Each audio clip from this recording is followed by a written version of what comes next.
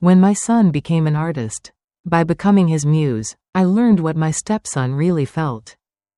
I was just going to model for my son, but his eyes stripped me bare.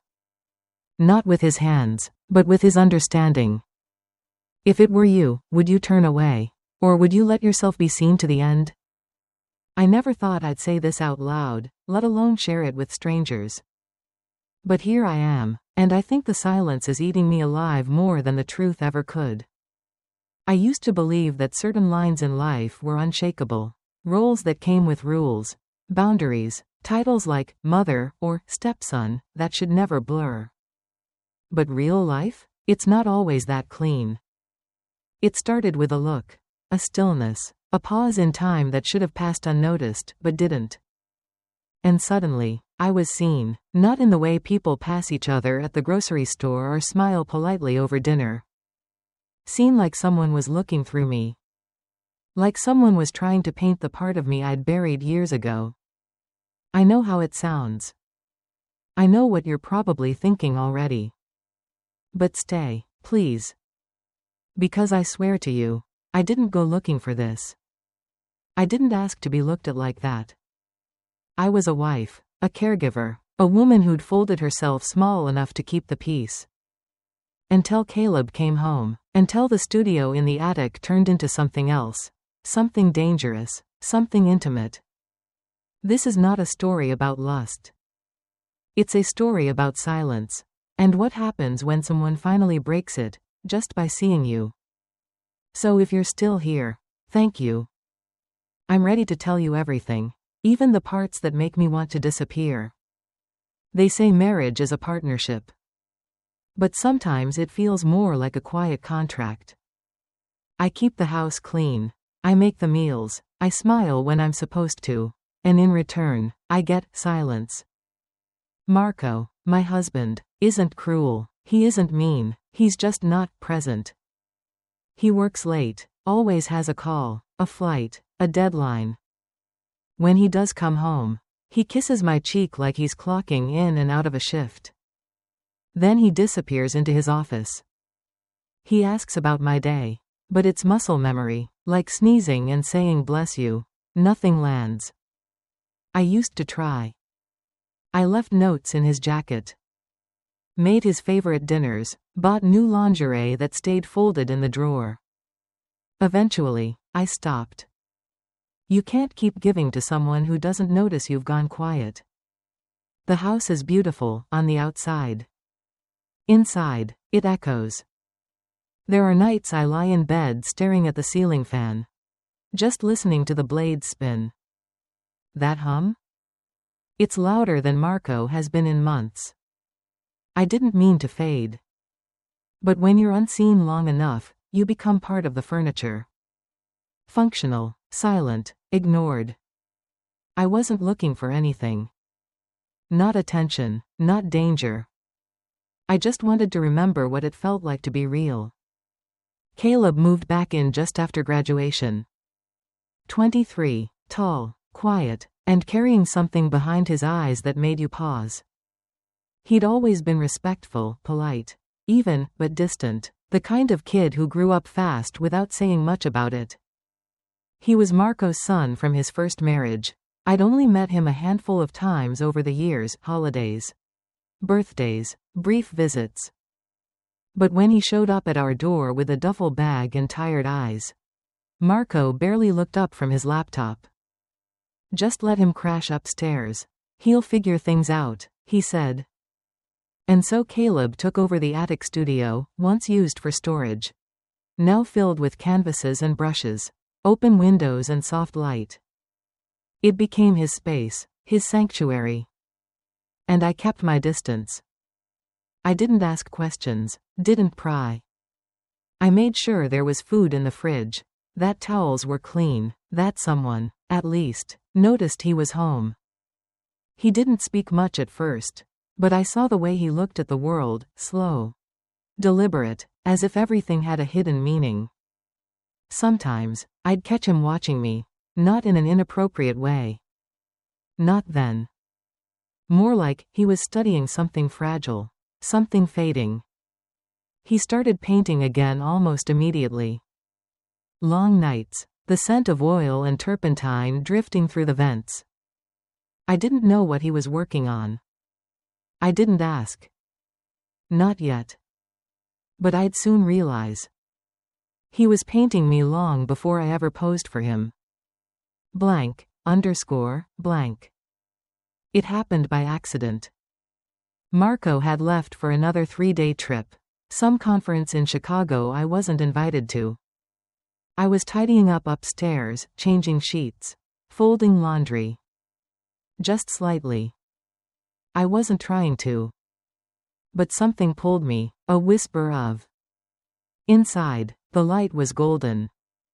Late afternoon. And there. It was me.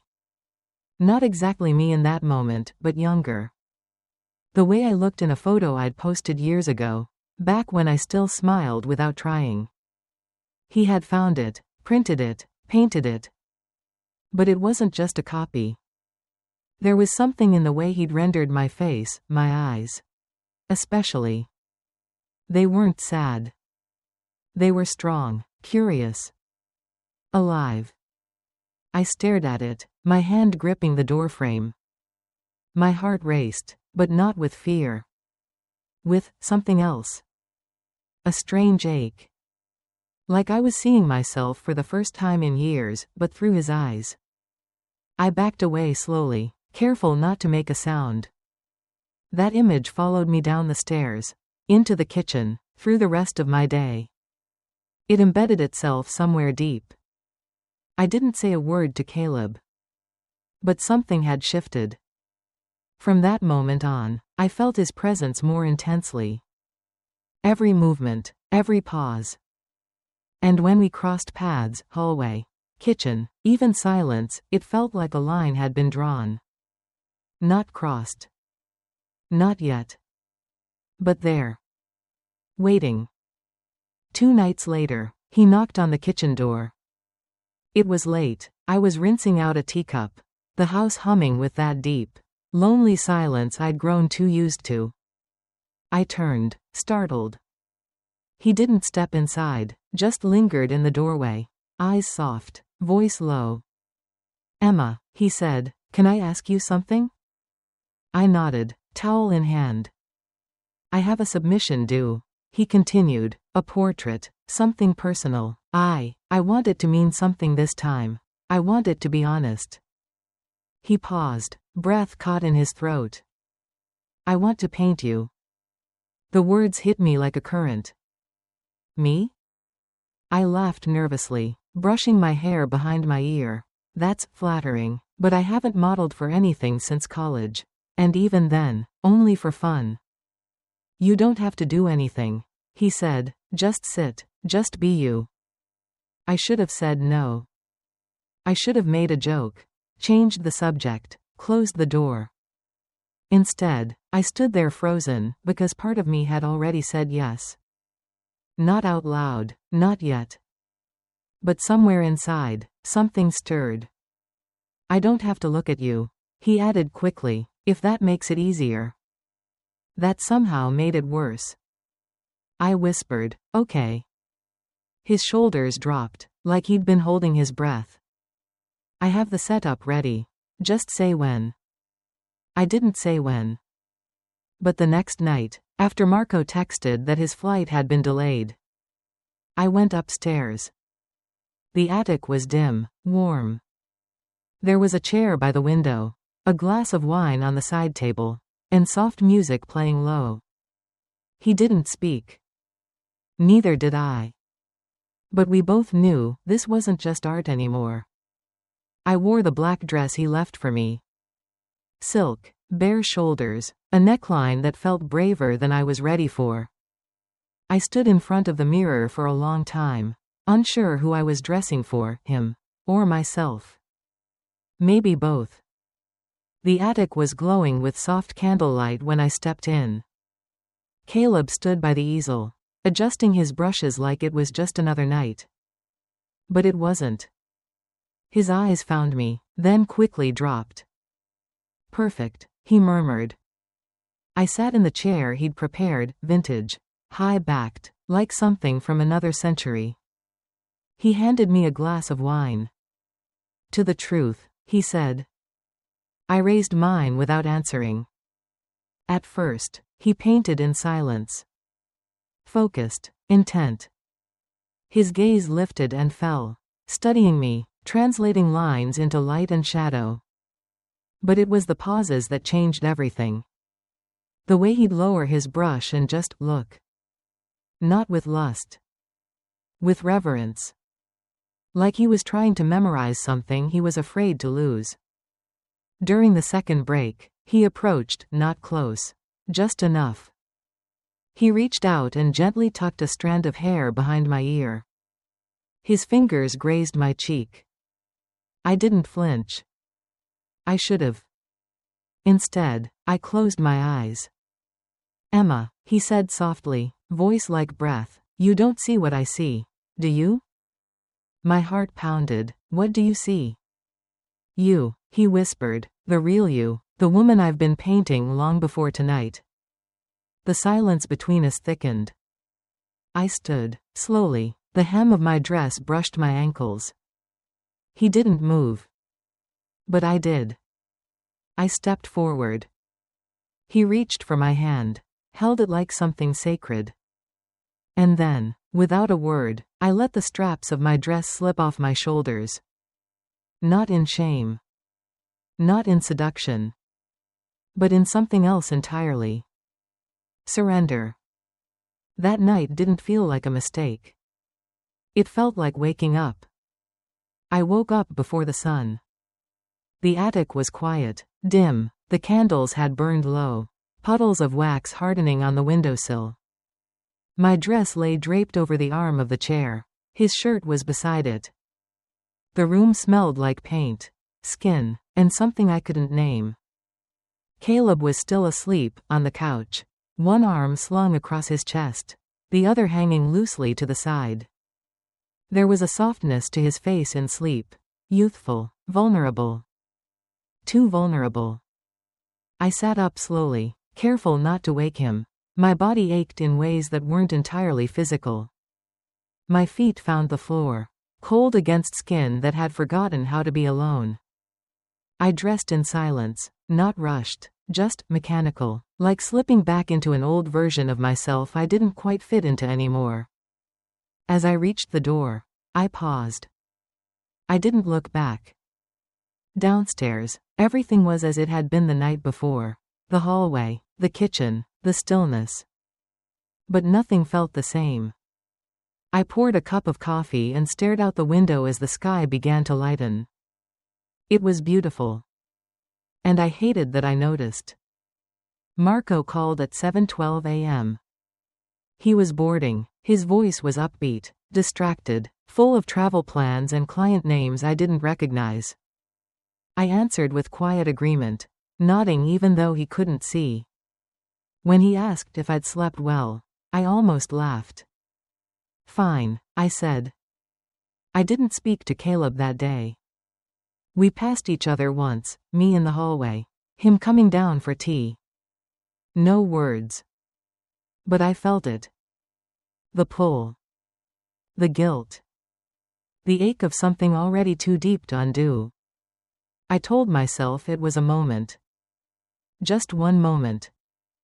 But even as I repeated the lie, I already knew. It was going to follow me. We never talked about that night.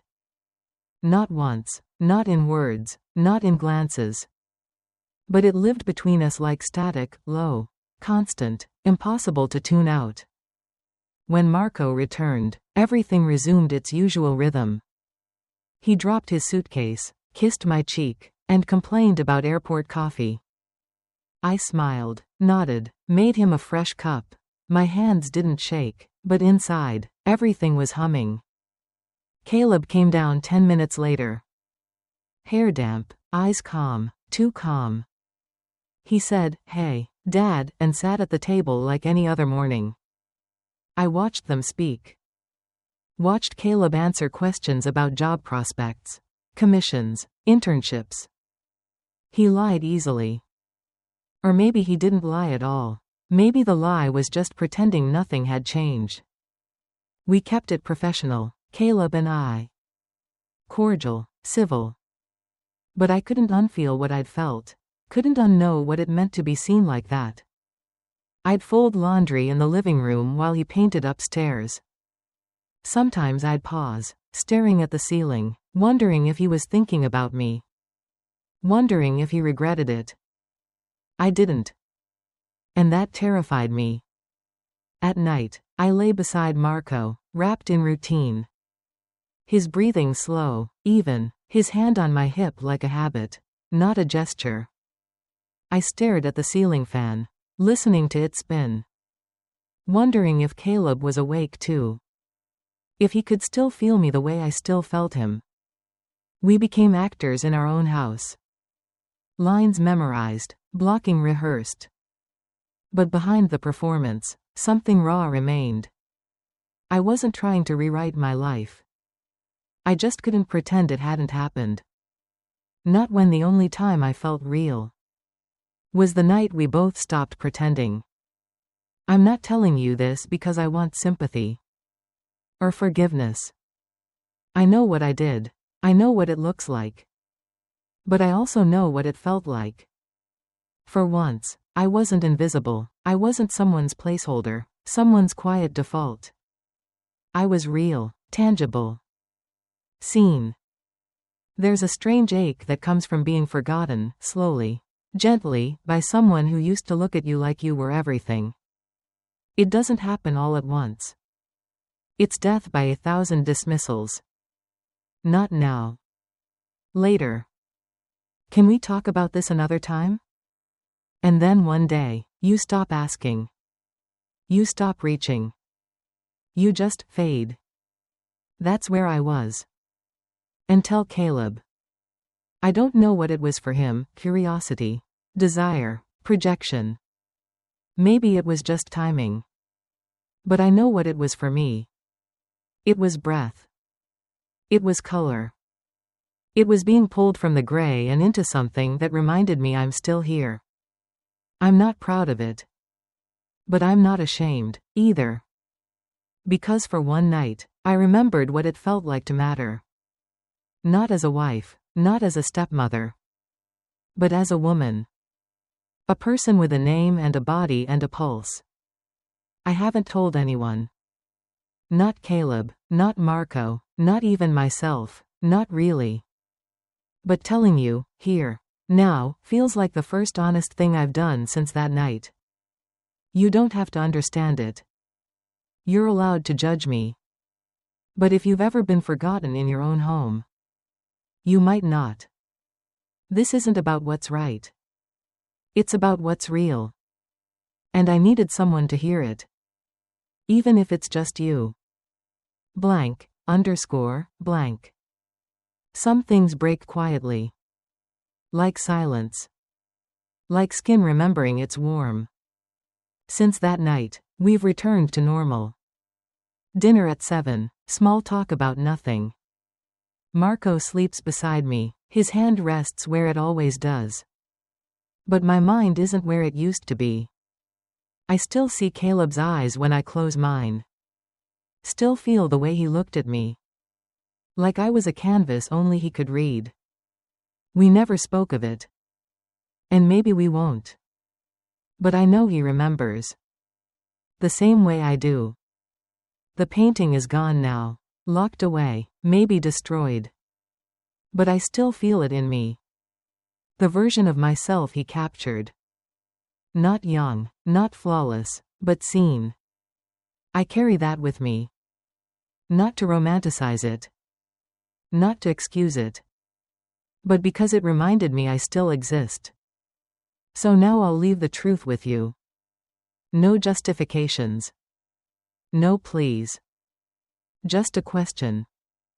If someone painted you, flaws and all, and called it beautiful, would you turn away?